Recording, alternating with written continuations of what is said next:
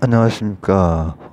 오늘 주제는 포스트 모더니즘이 아니라 포스트 휴머니즘이라고 하는 다소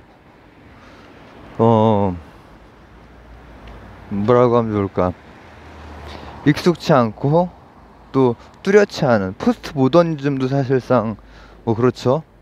그, 그 당시에 철학사조뿐 아니라 건축사조 그런 영향까지 이제 함께 들어가 있고 해서 또 이제 만만치가 않은데, 포스트 모더니즘은 제가 그래도 몇 차례 따로 다룬 적도 있고 한데, 포스트 휴머니즘은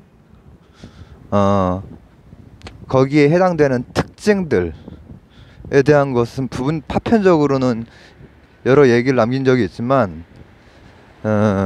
아주 확고하게 정립된 그런 개념은 아니기 때문에 본격적으로 다룬 적은 아직은 없는데, 하지만 이제 여러 가지 과학기술, AI, 또 여러 테크놀로지, 육체의 그 발전, 그리고 이게 생활을 바꿔놓는단 말이죠. 이 매체 자체가 맥루한 편에서 제가 얘기했던 거 안 올렸네 근데 그리고 또 오늘 좀 주저주절이 될 것 같은데, 우리가 좀 이렇게 생각을 확대해 보자는 의미에서 이 얘기를, 그리고 공각기동대 같은 경우에는 개통수 파괴하는 그 장면을 중심으로 해서 생물학 설명할 때 했는데, 공각기동대의 전내인간도 한번 다시 나올 거고, 그게 이제 바로 포스트 모던, 나까지 이렇게 헷갈린다고, 포스트 휴먼을 의미하는 거거든요. 그 전내인간들이 트랜스 휴먼이라고도 하고, 뭐 특정한 조건이 있죠. 어떤 열에 의해서 뭐 어떻게 되고 하면은 이제 그 포스트 휴먼이 돼버리는 거야. 근데 이제 일본 애니메이션들이 메시지가 철학적인 것들이 굉장히 많아요. 그래서 공각계동대 같은 경우에도 보면은 그 시기에 이미 굉장히 그냥 기술적인 거 이렇게 많이 집어넣은 것뿐 아니라 거기에서 생각해 볼 수 있는 생각거리들, 개통수의 파괴라고 하는 그 생각, 그거랑 무관하다고 볼 수 없는 또 포스트 휴머니즘적인 발상. 그러니까 그게 저희가 되죠. 해킹을 하죠. 전 세계 그게 그 미래 사회에 해킹이 돼가지고 디폴트 값으로 떨어져 버리고, 그러면서 이제 막 각국에서 미국이나 일본에서 이렇게 뭐 대처를 하고 거기에서 많은 그 스토리 라인들이 만들어지고 하는 그런 건데, 그런 얘기. 그래서 뭐 재미는 있을 수도 있고, 근데 그걸 하기 전에 먼저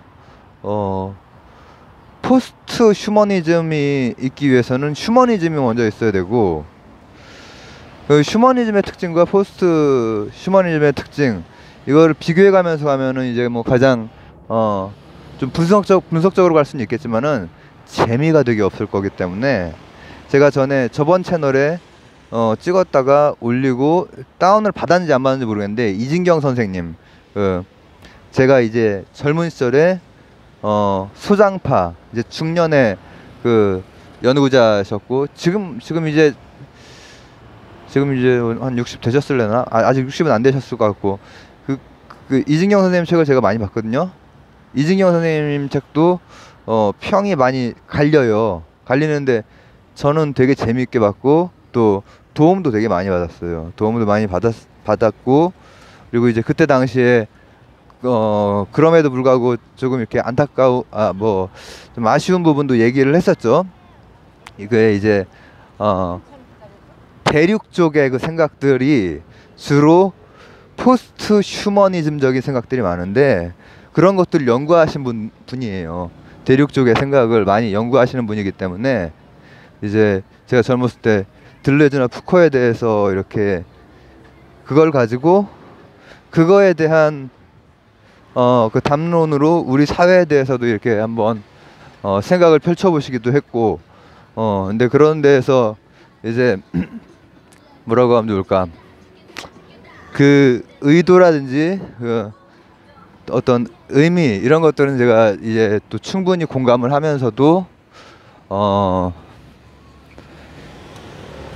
영미 철학을 이렇게 볼 때 느끼는 가벼움과 반대로 또 대륙 쪽의 생각들을 만났을 때 느끼는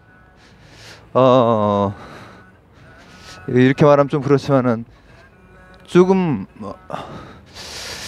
이 좀 무리한데 그리고 현학적인데 이런 느낌들도 있단 말이죠. 근데 제가 그 이진경 선생님은 되게 존경하는 선생님이에요, 실제로는. 그리고 그분은 그때 당시에 제가 얘기를 했었던 거에서 그런 측면 말고 그냥 그 사람 그 자체로 좀 좋다. 자기 그 연구 그 방식, 이제 그분도 이제 젊은 시절부터 굉장히 유명하신 지식인인데, 이렇게 그 연륜이 쌓여가면서 자기 나름의 그 방식으로 이제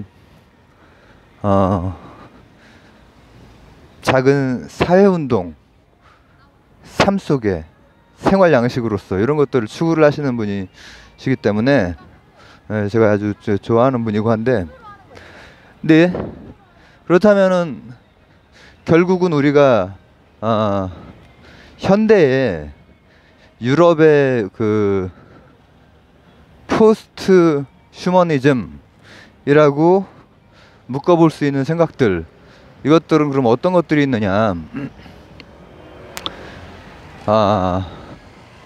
이런 거예요. 원래 휴머니즘은 인문주의로도 번역을 하죠. 우리 그 어렸을 때 배운 교과서에서 인문주의로. 근데 이 휴머니즘은 굉장히 중세에서 근대로 넘어오는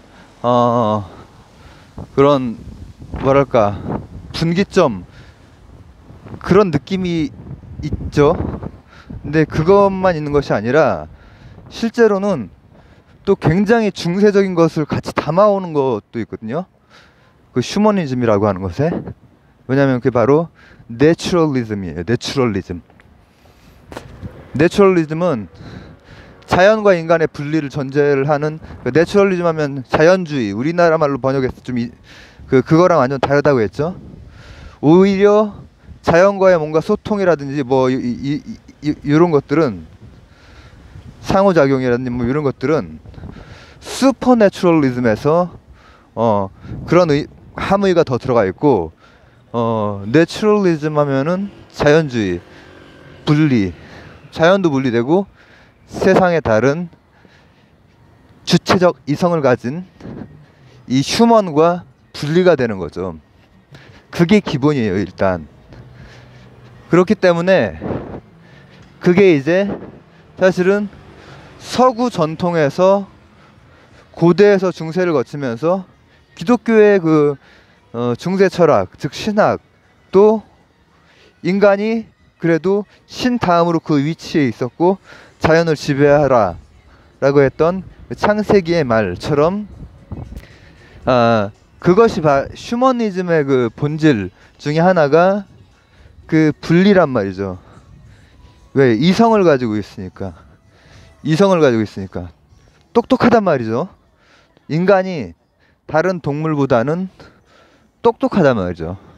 그래서 이제 그것을 중심으로 봤을 때는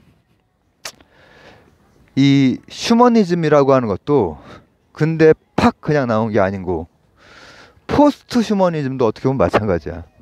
문제 포스트 휴머니즘에서 제가 이제 아까 말했던 그 이진경 선생님 그 뿐 아니라 이제 대륙 쪽에 그 철학 영향 받으신 분들 이렇게 독서를 해나가면은 많이 느끼는 것 중에 하나가 이제 그런 같은 비슷한 그 감각이 많이 와요.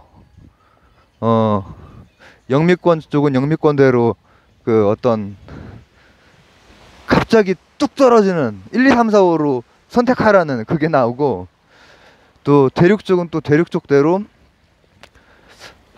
이거는 이거는 조금 무리다. 그리고 사유 전개가, 그리고 뭐라고 하면 너무 이게 문학인가 철학인가 뭐 이런 생각이 들 때가 있는데,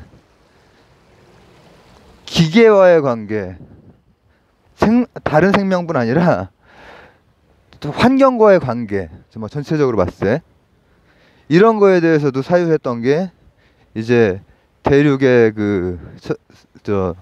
사상가들이나 또 우리나라의 또 그런 소장파 분들은 이제 그쪽 생각을 많이 하셨던 분들이죠. 지금은 이제 그분들이 이미 이제 원로까지는 아니어도 이제 아주 중추, 아주 저희가 그런 연령대가 되셨죠. 근데 일단은 포스트 모더니즘도 정의가 어려웠지만 포스트 휴머니즘도 뚜렷한 정의가 있는 건, 정의를 내리긴 되게 힘들지만 첫 번째는 분리예요, 분리. 그래서 제가 내추럴리즘을 먼저 얘기를 한 거예요. 그리고 그 분리가 되는 이유가 바로 이성, reason. 우리는 사유할 수 있고 추론할 수 있는 능력이 있다라는 거죠. 지금 개천입니다. 그래서 개천 좀 빠져나가겠네. 제가 마스크를 안 쓰고 지금 얘기하고 있어서. 그런데 이제 그게 단순히 어떤 관념의 유희 만은 아니고, 나름대로 변화하고 있는 세상에 대해서 캐치를 해낸 부분이 많이 있어요. 많이 있고, 그래서 그때 당시에도 한번 붐이, 뭐 오랫동안 현대사회의 붐이 이렇고 우리나라에도 이제 그거를 많이 공부를 해오셨거든요. 원래 이제 다른 사회사상 하시던 분들이 그거를 많이 연구를 하셨어요. 대안적으로.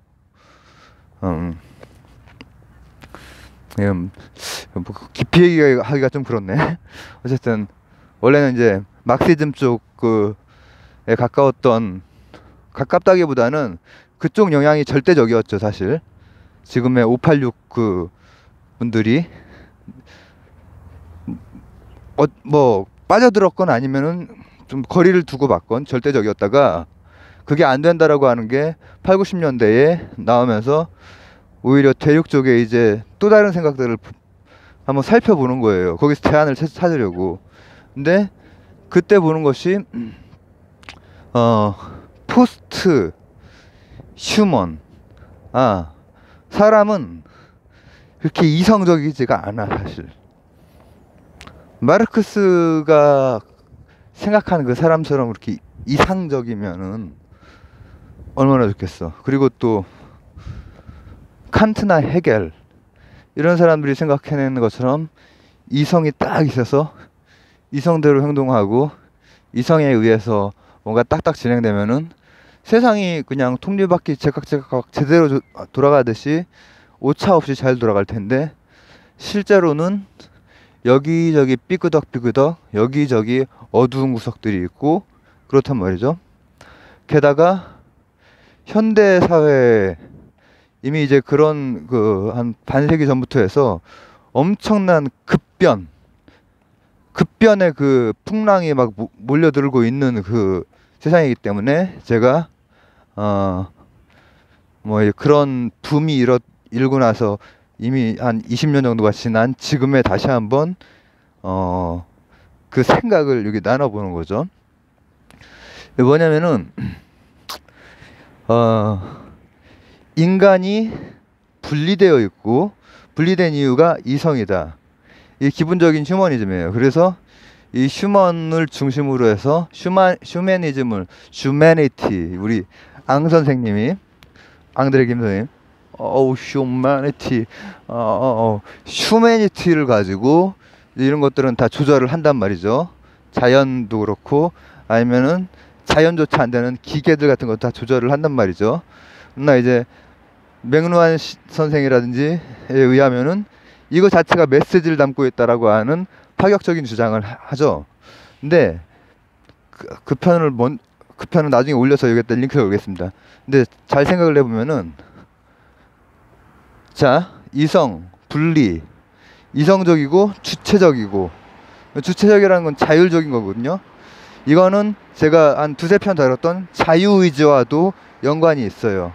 이것도 고대 중세부터 이어져 오는 거죠. 이제 우리 어거스틴 선생이나 아퀴나스 선생, 이것도 이제 자유의지 이 연결이 되는 거예요. 자율적인 존재란 말이죠. 타율적이잖아. 이 다른 인간을 제외한 다른 존재들, 생명체건 무생명체건 타율적이잖아 라고 그냥 언뜻 생각을 해볼 수 있지만, 일단은 동식물이 뭐 타율적이지 않죠, 일단. 그죠? 그러니까 내추럴리즘 바깥에서 보면은 다르게 보인단 말이에요. 그러나 그럼에도 불구하고 기계는 타율적이지 않냐, 이런 문제가 있잖아요. 근데 이제 이런 문제에 대해서는 어떤 식으로 이거는 지금 그 당시 그 붐이 일었던 그 유럽의 생각, 그리고 또 그거의 영향을 또 많이 받기도 하고, 또 새롭게 여기에 맞춰서 생각했던 우리나라의 생각들, 여기에서 제가 조금 더 이제 나름대로 덧붙여서 이렇게 한번 생각을 해보는 건데, 또 세상이 바뀌었으니까. 그건 제가 젊었을 때 독서고, 지금은 또 세상 자체를 읽어야 돼. 근데 과연 이 지금 핸드폰은 타율적이냐, 내가 자율적이고 내가 핸드폰을 사가지고 이거는 타율적으로 나에 의해서 움직이고 있는 거다. 내가 영상을 찍고 내가 영상을 올리고 내가 이걸로 뭘 하고 내가 통화를 하고 뭐 유튜브를 보고 내가 하는 거잖아요. 근데 과연 그러냐? 일단은 그렇지 않다라고 하는 게 너무 명확해요. 제가 2년 됐거든요, 이걸로 바꾼 지. 원래 인터넷 안 되는 2G폰으로 쓸 때는 핸드폰이 나한테 큰 족쇄가 아니었는데, 지금 이걸로 바꾸고 나서는 이게 타율적인 존재가 절대 아니에요. 이 핸드폰이라고 하는 조그만 거 하나도, 그러니 AI라든지 다른 테크놀로지로 가면 더 심해지겠죠. 완전히 사유가 한번 코페르니쿠스적인 전환이 돼야 되는 거죠. 예, 요거에 의해서 내 생활 패턴이 요 핸드폰을 활용한 여러 가지 그 일들이 있잖아요.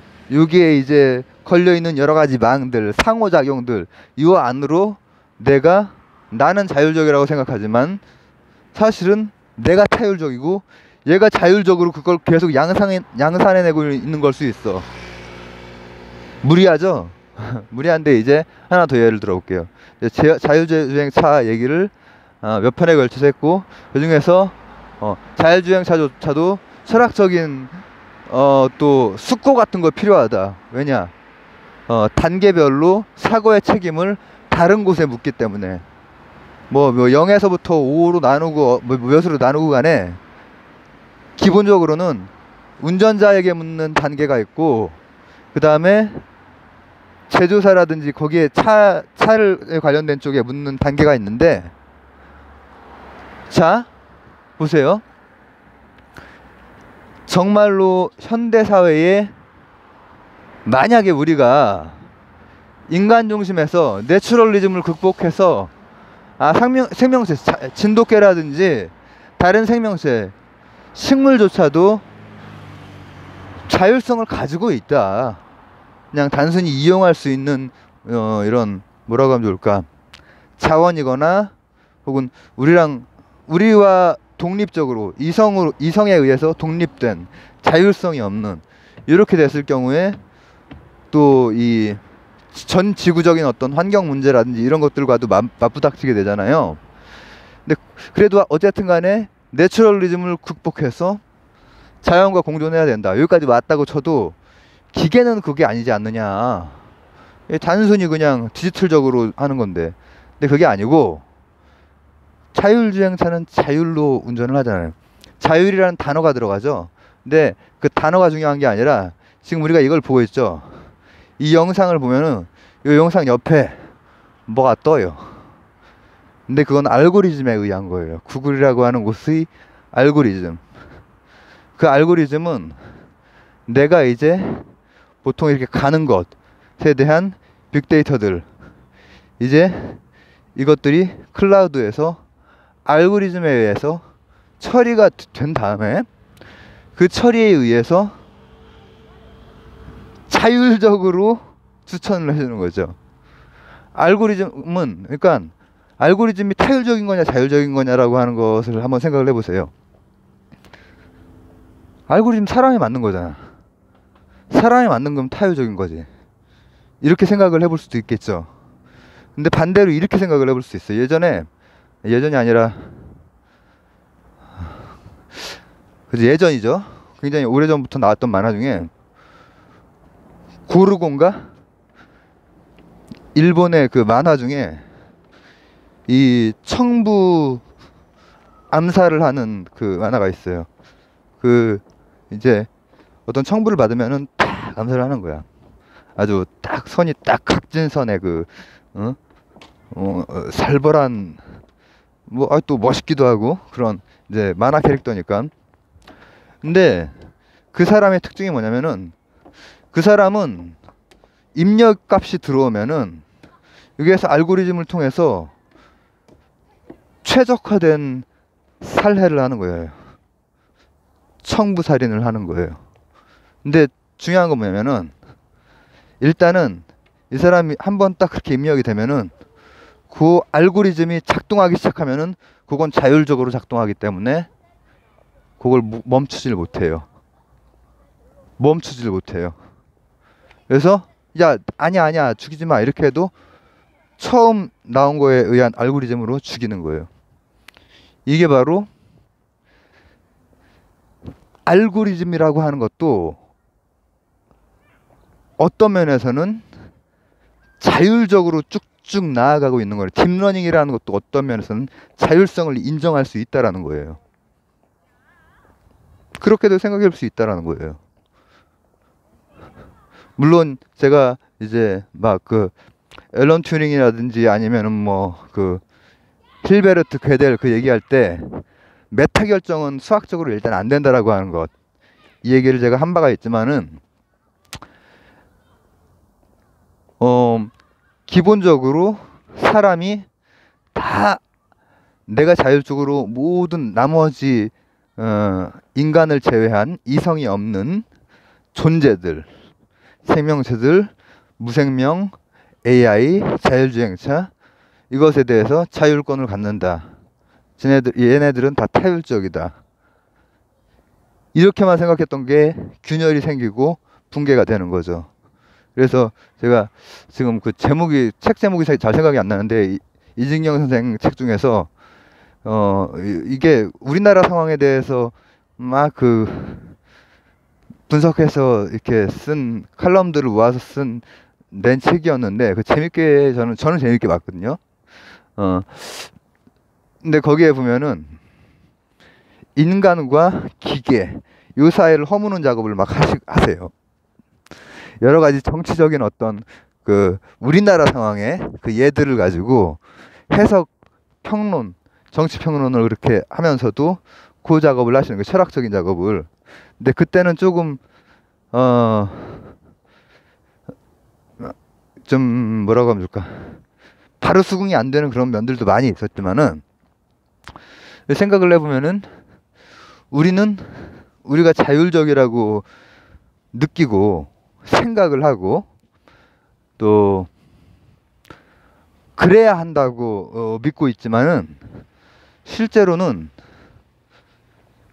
포스트 휴머니즘의 굉장히 큰 특징 중에 하나는 바로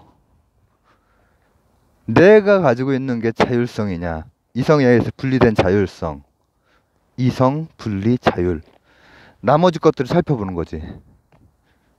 얘들이 과연 진짜로 딱 분리가 돼서 타율적인 존재인가. 그게 아니라 네트워크로 연결이 되어 있고, 그리고 또 미디어적으로 삶 속으로 들어와서 엄청난 영향을 주고, 핸드폰 하나가 2년 동안 내 삶을 바꿔놓은 것, 이걸 생각하면은 어마어마한 영향력을 가지고 있고, 그래서 결국 중요한 것은 이제는 인간과 생명과 기계와 이런 것들이 어떤 식으로 네트워크가 형성이 되고, 어떤 식으로 작동을 하고, 또 뭐 알고리즘이면 알고리즘, 어떤 식으로 알고리즘이 작동을 하고, 또 거기에서 파생되는 여러 가지, 전에 이제 그 자율주행에 대해서 말했지만, 여기에서 책임, 법적으로 철학적으로 어디까지 가야 되냐, 레일의 문제, 양쪽 어느 쪽으로, 그 어느 쪽으로 하는 게 이 도덕 철학의 문제까지 이제 들어가는 거죠. 어느 쪽으로 꺾어야 되냐 이거지. 그 레바를 가지고 꺾어가지고 이쪽 레일이냐 이쪽 레일이냐로 결정을 해야 되는 그 딜레마 있잖아요. 이런 것들이 인간이랑 이 환경, 또 이 기계 문명의 환경, 이것과 떨어져 있지가 않은 거예요. 이게 바로 그 이전에 인문주의 시기의 휴머니즘, 사실은 그 근대뿐 아니라 현대의 일정 부분까지, 한 50년 전까지 휴머니즘으로 규정했던 우리 인간, 이성, 자율, 그리고 외부와는 뭐라고 하면 좋을까? 질적 분리. 여기에서 아니다, 외부와의 교섭이라든지 이런 매체의 중요성 같은 거는 뭐 이 그 맥루한 선생 같은 경우에는, 제가 맥루한 선생을 찍었는데 지금 좀 그건 나중에 걸고 간단하게 얘기하자면은, 원래 언어 하시던 분이거든요, 언어. 근데 거기에서 이제 힌트를 얻어가지고, 언어가 매체잖아요, 미디어. 언어가 미디엄이란 말이에요. 매체라고 하는 것은, 미디어라고 하는 것은 뭐냐면, 기본적으로 모든 전달할 수 있는 모든 것, 망이 깔리면 다 매체가 되는 거예요. 공기도 매체예요. 소리에 대한 매질이기 때문에. 근데 이제 그때 당시에는 텔레비전 같은 거를 텔레비전, 라디오, 이 시대를 살았던 분들이 이걸 가지고 많이 연구를 했던 것, 이런 것들이 지금까지도 영향을 많이 주고 있거든요. 근데 그거를 제가 몇 편 전에도 찍었죠. 근데 이 맥루한 선생은 이제 그 전신, 그리고 TV, 라디오 뭐 이런 거 가지고 핫 매체, 핫 미디어, 쿨 미디어 이런 걸 나누고 뭐 했지만은, 실제로는 이 매체 자체가 메시지다라고 한 것은 실제로 그렇다라기보다는 정말로 결부가 되어 있다라는 거죠. 결부가. 그러니까 이 손글씨로 잘한다와 지금 이런 음성으로 잘한다, 이거와는 반의어일 수 있다라는 가능성. 원래는 이제 영어 영문 학자셨거든요. 근데 이제 미래학자 뭐 이렇게 이제 많이 우리나라에 소개가 되고 했죠.